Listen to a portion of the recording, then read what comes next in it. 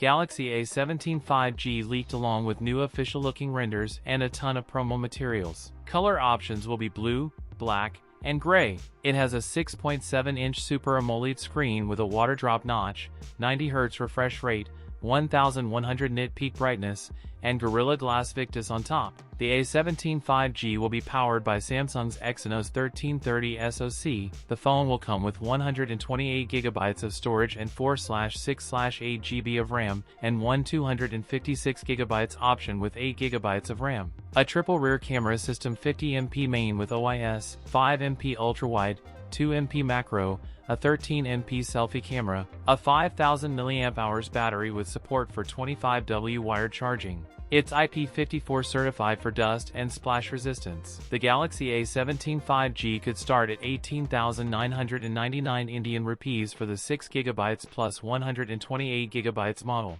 Is expected to launch in India around September 2025. That's it for today's video. If you enjoyed it, don't forget to like, comment, and subscribe for more content. Thanks for watching, and I'll see you in the next one.